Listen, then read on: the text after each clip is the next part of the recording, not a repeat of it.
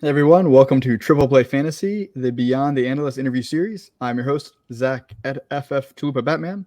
I am joined today by the wonderful Ariel, aka Trash Sandwiches. No, I really should try. Was it Ariel or Ariel? It's Ariel. Ariel. As soon as I said, I was like, it's definitely Ariel. That's okay. I was like, I don't know how to politely correct No, this and I this. work. I work at Disney, and I'm just like, yeah, no, it's definitely not the princess. It's Ariel. No, it's been a lifelong thing, not the princess. I always say Perfect. like the letters REL. Perfect. Well, welcome to the show. For those of you just tuning in, you missed the first season, so go back and check out those first 30 episodes last year. We had a lot of great people on there interviewing, and then I am now a handful of episodes into season 2, and we will be talking to Ariel about her and not fantasy football takes. So if you're here for fantasy football takes, still stay. You're not going to get them here, but stay, watch, like, subscribe, all that fun stuff. But there's plenty of other content on Triple Play Fantasy and everywhere else for your off-season takes, and we appreciate that. But the goal of this podcast is actually get to know our analysts beyond their wonderful takes, because we know every single take is correct. So, Ariel, how are you doing today? I am doing very well, thank you. It is a gross spring here in the North Country. I was gonna say it's lovely out. It hasn't been lovely out lately, but the glimmer is on the horizon. So I live down in What about Florida, you? so it's been summer for like 2 months. So Boo. yeah, but don't worry, we get all that humidity. Yeah, that's fair. So I should have said also too that you are a writer and editor for In Between Media, and you're also an editor for Fantasy and Pros. So you are in the fantasy space. How did you get started playing fantasy football? Yeah, I started playing fantasy football with a home league with like a bunch of college buddies. I think I was like filling in a spot for somebody who had dropped out league turnover in between years, and then um, stayed in that. It got kind of whittled down to the same core group. Then when we kind of had that group solidified, somebody said, "Let's do Dynasty," and I was like, "Okay, we're doing Dynasty. I need to actually like get my crap together, not just research like night before the draft and panic pick the entire time blindly." So I started doing that research. I was like, "Oh, I know all this stuff. I'll join another league," and then it spiraled, and I joined a lot more leagues over the years. Can I ask how many leagues you're in for potentially this season? Um, I'm hoping like 10. That's kind of what I was hoping last year. It was maybe Ten. more like Ten's 12. respectable. Yeah, Yeah. it's manageable. Yeah. It's good. I don't want to do too many. I want to have my leagues feel like I'm involved in them and aware of them all, but it's hard to say no. I feel the same way. I'm really trying to, like, unless it's a charity league, and I prefer like a best ball charity league or the best charity leagues. Other than Scott Fishbowl, I'll never say no to Scott Fishbowl. I'm definitely trying to minimize my leagues. Like, I'm only in like two, yeah, I think two dynasty leagues, so that's Okay. very manageable. And then Yeah. everything else is redraft for best ball. So, because like you said, you want to have fun, which is great, but like I don't want to be that manager that, oh, I forgot to set a lineup. Oh, I got this injury guy in, or like I like making trades. I like doing waiver wire pickups, and I want to enjoy it. So yeah, Yeah. definitely trying to manage it. I But yeah, 10 seems waiver respectable. wire. I will just say that waiver wire is the worst part. I'll set all the lineups, still make me do waivers. But yeah, it's good. And it's hard because I agree. I didn't want to do too many dynasty, and then even still it was like, oh, a good group of people asking me. I can't say no. So That's the hardest is when don't it's like a ask fun me. league and you're like, I like all you people. I do want to do a league with you. Yeah. Yeah. No, I do enjoy the waiver wire. I will say that. And I have to say that I have to be on brand. I do a waiver wire show for this team as well as a waiver wire video for Fantasy and Frame. So I do love the So waiver you're wire. And if gonna you ever need help on the my waiver wire, waivers. you can Yeah. always just subscribe and check it out every Monday night. Oh, I will. You're gonna be setting my waiver wires indirectly. I enjoy it. I have a process. It's fun. But yeah, so that's great. So you started in college, and then Well, I started after college. It was college after friends. college with the college runs. Okay, so Yeah. then you were mentioning you kind of just like got your information right before the draft and then panic pick. Did that ever work out for you, or like do you have like beginner's luck, or was it just a complete cluster? I had maybe some beginner's luck, maybe kind of worked out. I think my first year, I had the number 1 overall pick. I got Christian McCaffrey, and I think I ended like 3rd in the league. And I was like, oh, dang, I got to do this. Then I guess it wasn't the first year that we went to Dynasty. The first year I like did not do Dynasty properly, but then the next year came back, won it. So felt vindicated. No, I wouldn't say the strategy was super well to blindly panic pick. But anyway, the best part about Dynasty though is your first year was terrible. You were in a rebuilding year, and then you won the championship next year, so it was all part of the plan. It all worked. Yeah. But now I don't know how you feel about it, but like I hate now when I have a bad season, especially like in my home league, which I had my worst season ever, finished last place, and I'm like, I mean, I was doing research before I was a content creator, but like I'm now like giving information and like sharing my information. I'm like, I feel terrible when I like blow it in my league, and all of my league mates make fun of me and just give me a hard time. So I'm assuming the same thing happens to you as well. I have not really told my home league that I do fantasy football more than like a home league of fantasy football. There's like 1 or 2 people that maybe know a little bit. I don't think any of them know to this extent. Now, have you won that league? Yeah. Multiple times? Only once. But okay. That's hilarious. So you're a ringer, they don't even know it? Yeah, they don't know it. They can never find out. If you're listening, tell me and then leave the league. Subscribe and then just forget you ever saw anything. Exactly. That's hilarious. Yeah, no, everyone. I also share my content with them. I'm like, hey, I'll take some clicks from you guys. So that does make it funny for waiver wire. I'm like, you guys know exactly who I'm like targeting and my value, but I'm like, I don't even care. Like, go for it. I know. So that's why I like initially wasn't going to. Now I'm just like, oh, it's too far. We're in too deep. This didn't go to plan. That's hilarious. Now, what are your hobbies outside of fantasy football? Yeah, so I am a big crafter. I do a lot of knitting, which is probably no surprise if you've seen my Twitter over a long period of time. I'm not great about posting updates of it, but big crafter, knitting, some sewing, embroidery, all kinds of things. I also have a lovely dog who is thankfully sleeping at the moment. So spend a lot of time with her and, trying to enjoy the great outdoors, at least during the fleeting nice time. In the proper seasons. Yeah, exactly. Not mud season. So you got all the crafting when it's cold, and then you can go enjoy outside. I am that weird knitter who will knit year round. If I have like a project that inspires me, I know it's weird and I know it's dumb to be like 80-degree weather with a warm item of clothing on your lap, but when the creative urge strikes. Hey, whatever makes you happy, that's all that matters. Exactly. Yeah. Now, what is I have 0 knitting skills. I have no shame in saying that I think I've tried it maybe once, like when you do the little arts and crafts kind of things as a kid. It wasn't for me.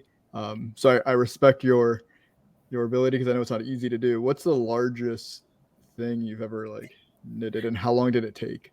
I made one blanket, which you can kind of sort of see in the background there, the one on top. It's like a bunch of little squares that you then sew together or seam together at the end. That is the biggest. It's a small throw blanket, and it took too long, like over a year probably. And that I was knitting in summer. I was knitting in Florida. It was brutal. And I just wanted to get it done. I think it did probably take like a year from start to finish. I was not steadily working on it the entire time. I took a lot of breaks, but that, and then I made one sweater and I said never again. And then I recently started on a second sweater. So clearly never again was not,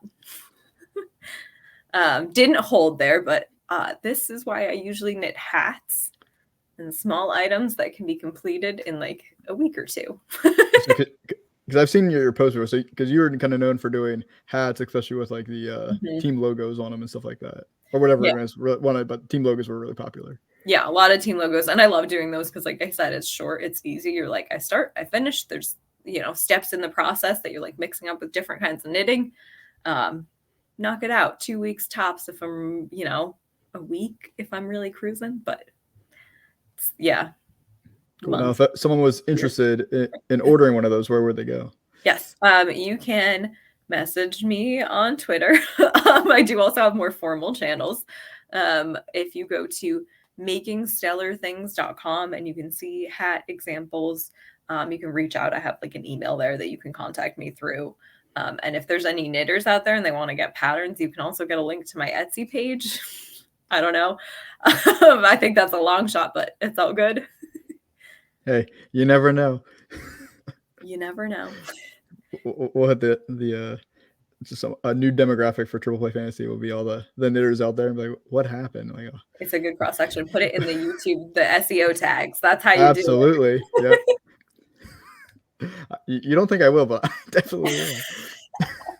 I mean, by all means, I'm not going to say no if this helps.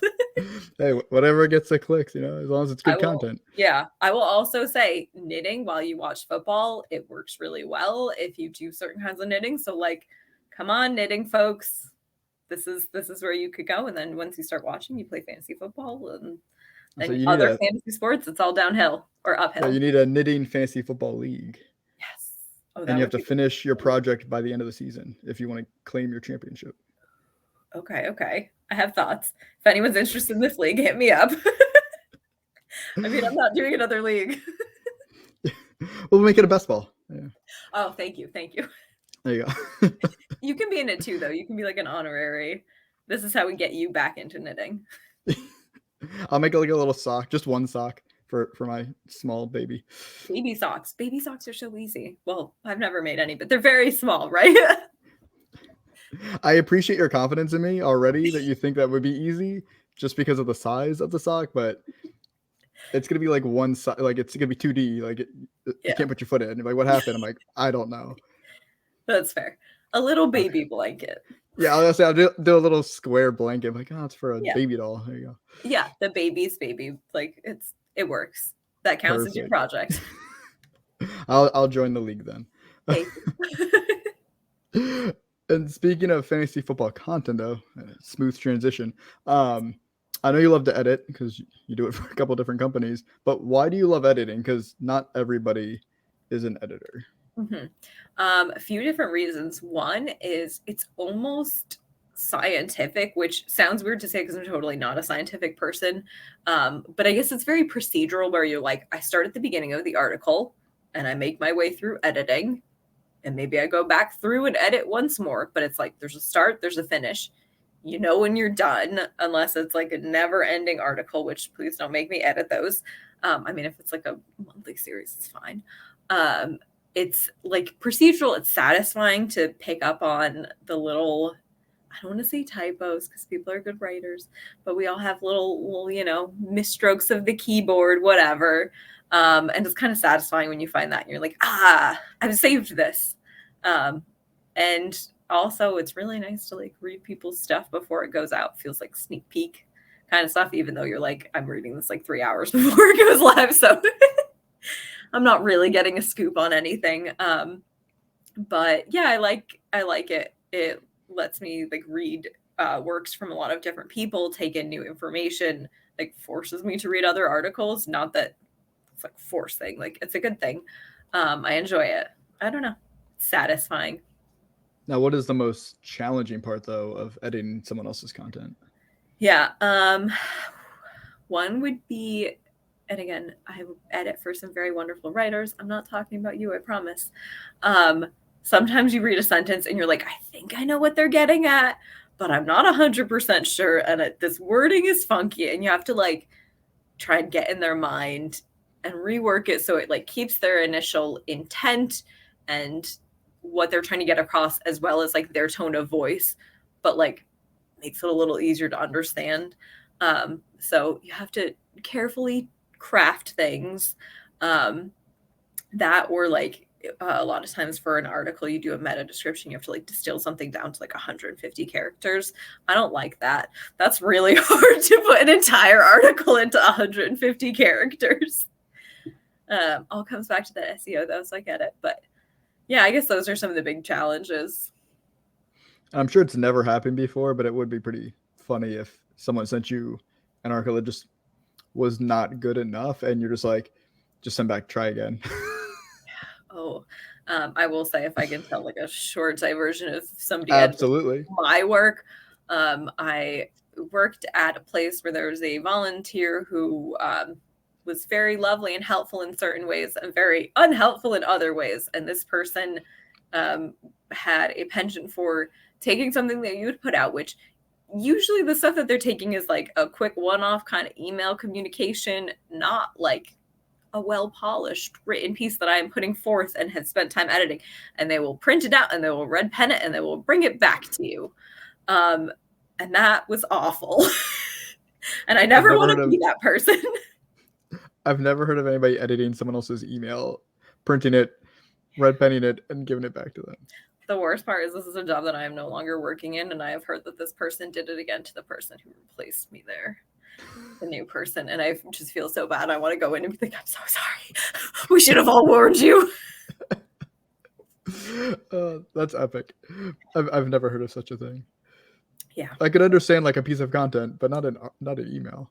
Right. And like, it's one thing if I ask for feedback. If I ask for feedback, by all means, red pen the crap out of it. Like, I want to know where I'm wrong.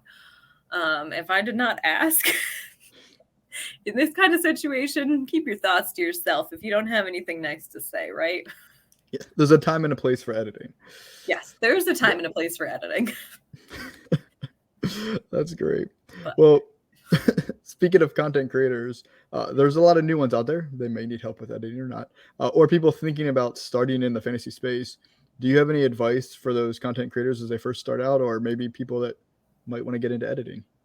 Yeah, I mean, as with anything, just try it, do it. Like, the worst case scenario is that you fail and the stakes are really low. You know what I mean? Like, we all want to win our leagues and we all want to give really good advice and we're all trying our best, but we're also all human and it's not life or death. You're not going to cut someone's artery open by like having a fantasy football take that doesn't pan out because there are so many reasons why it could not pan out and it could be like the best process in the world and just something happens. So like, don't be afraid to try and fail. And yeah, I guess like people are really supportive. Reach out to people for help, for questions, for resources. People, at least the people that I have found in this industry, by and large, are incredibly supportive and they want to help and they want to see other people succeed and thrive. And like, we are all here to uplift each other. So, take advantage of that. Like, do things, do things that will help everyone succeed. Like, be a good team player and yeah, be nice to other people. It's like great advice. Yeah. Everybody play fair. Yeah. Right. But like, come on, we can all play nicely in the sandbox.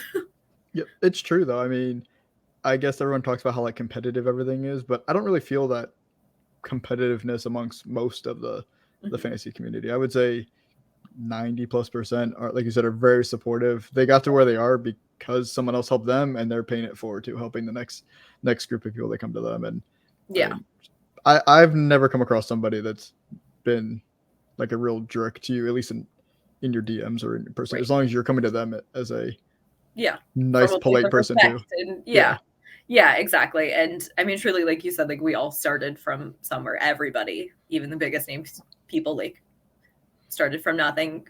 We'll all get there. And yeah, the place for competitiveness is in your leagues. It doesn't need to be in the world outside of that. Absolutely. This is a reason why we play in leagues. Like, we all have that little bit of competition, right? Oh, absolutely. Yeah. I want to win every league, and it doesn't happen, but you want to. Yeah, exactly. Do some friendly trash talk. It's all good. Absolutely. That's the best part of fantasy football, some trash talk. True. That's part of why they got me to join. Actually, I was like, can I trash talk? And look at you now. Yeah, maybe that's where I got the trash from. It's perfect. A trash sandwich is all about trash talking. True, it's true. Who would have thought? Yeah. Well, I mean, these were very serious questions, but that was the last of my serious questions. So I do have some rapid fire questions if you're game. Yes, absolutely. All right. Rapid fire questions. Nothing but the best here at Triple Play Fantasy. And I try to theme these to my guest every time I do an interview. So I know you're all about the good vibes. So this is going to be a good vibes or bad vibes. So if it's something that you like or it's good, obviously you're going to go with good vibes. If you disagree with it, you don't like it, it's bad, it's going to be bad vibes. All right? Sounds pretty simple. pineapple on a pizza, good vibes or bad vibes? Absolutely horrendous vibes. Big no all around. All right. Is a hot dog a sandwich? Good vibes or bad vibes? Hot dog's a sandwich. Okay. I'm going to say bad vibes, but it's conceptually, we don't need to break down foods into these small reductive categories. A hot dog can be a hot dog, and maybe it's a sandwich. Maybe I'm copping out of answering this. I like hot dogs whether they're a sandwich or not. We don't need to make everything fit into our little categories. All right. So hot dogs, good dogs are vibes. good vibes. Hot dogs category is just a vibe. Yes. Perfect. Hot dogs are great vibes. Categorizing hot dogs as sandwiches, not sandwiches, bad vibes. Fair enough. Now, toilet paper with a roll going under. Is that good vibes or bad vibes? Bad vibes. It's over or bust. Absolutely. Okay, good. Now, I did interview someone last year that was very pro under. I won't say who it was. Pat Fitzmaurice. You can check out that interview. I love Pat. He's a wonderful person. Very nice. It was a very fun interview. But he did get that one wrong. That one. Yeah. Bad take, man. Sorry. Yeah. Now, since you are an editor, the Oxford comma, is that good vibes or bad vibes? The Oxford comma is absolutely immaculate vibes. And to Seth, you deal with it. I will say I love the In-Between Media family. We are great. We are a happy family. Our big point of contention is always around the Oxford comma, and those who feel that it is good vibes and its rightful place is there in writing, and those who are insistent that we do not use it, that I may have named. Sorry. And I didn't know any of this going into it. So I'm sorry for already stirring up some more drama with the IBT family. But yeah, maybe this will help convince on a bigger platform. Continue spreading that this is the right way. I mean, we've now shared it to a lot of people that's good vibes. So it's got to be a thing now. And my last one for you: playing with kickers in a fantasy football. Is that good vibes or bad vibes? Good vibes. And I know it's maybe an unpopular opinion. I, in my leagues, enjoy a little chaos. And I think kickers can often bring a little chaos, especially when you have people who vehemently hate them. And it's just kind of funny watching them be annoyed for the entire season because they have to put one player on their team. Also, I don't know, it's fun when you hit on that kicker, and it's fun when you have weird kicker settings that get you really enormous bonuses for no apparent reason. I've had these before. I like it. It adds a little bit more fun. All about fun here in fantasy football. Exactly. What is your take on kickers? I have to know. I am neutral. I like a balance. I don't think I want all of my leagues to be all kicker, and I don't think I want all my leagues to be no kicker. I like kickers here and there. I did get kicker rid of in my own league that I'm a commissioner of, my home league, but I have no issue with kickers. But I would like the scoring to be somewhat reasonable and realistic so that someone can't just win their week because some guy hit 3 field goals. Yeah. No, I agree. It's a balance of leagues with and without kickers. I don't want them all with kickers. If I'm going to have them, sometimes I like a little chaos with them. But it's doesn't need to be all or nothing. Sorry, Linda. Yeah. It's not anti-kicker. Hey, at least you didn't say bad vibes. So, yeah. No. Yeah. It's okay. Good vibes. You upset some people by saying that it's good, and then you upset some people by saying it's not bad. So it didn't matter what you said. You're gonna upset somebody. You can't please all the people all the time, or however that goes. Yeah. Well, welcome to fantasy football. Yeah, that's true. But I think you did great on my rapid fire questions. I agreed with, I think, almost all of them, if not all of them. So if I agreed with them, then they must have been right. Pineapple pizza? You said it was bad vibes. Yeah, you said. Yeah, I agreed with you. Yeah. Okay, great. Good. Yeah. I mean, need to check. I didn't agree with disgusting. It's okay, but it's not ideal. I'm not gonna order a pineapple pizza. So to be fair, I don't like pineapple to begin with, and I am weird about certain pizzas, so it's a real bad combination for me. I did forget. I remember listening to, I forget what show you were on. You were very particular about the pizzas, and you've tested a lot of different pizzas. The 2-hour Tackle Dummies pizza special. Yes. Sorry, I think it's like 2.5 hours. It went on so long, and that was take 2 after we lost the one. Yes, we talked a lot about pizzas, and I told the horrible pizza story, which is that was the podcast I was remembering. Yep, perfect. Yeah. Shout out the Tackle Dummy crew, getting into it with the pizzas always. There you go. But that was the last of my questions. So I appreciate you coming on, and I hope everyone enjoyed getting to know you a little bit more. I'm looking forward to that crafting, knitting league, best ball though. And we'll see how my little baby sock turns out. But can you let everyone know where they can find you and all of your great content? Yeah, first, thank you so much for having me on. This was so much fun. Great time. Everybody hit me up for that league. We already have 2 people, just need a few more. So you can find me obviously on Twitter at Trash Sandwiches. You can find me over on the IBT Media crew's doings. I have a monthly column over there, and I also have a monthly video series that I co-host with Scott Munder-Difflin called Pulp Fantasy. It's really funny. We have so much fun. So check that out. And I think that's where you can find me. Those are my things. I'm here on the internet too much, like all of us. Again, welcome to fantasy football. It's great. Yeah, we love it. We love the internet. It's true. Well, the internet brought us all here together today. In general, it's great.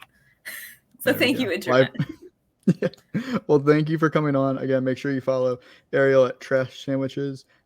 Check out all of her fun knitting stuff as well. The hats are awesome. I'll make sure to plug all that on here as well when I post this. But this is Triple Play Fantasy. We are part of the Fantasy Points Media Group. Make sure you go ahead and subscribe, like, all that fun stuff. Great way to support the team over here. And thanks again, and have a great one, everybody, and look out for the next episode.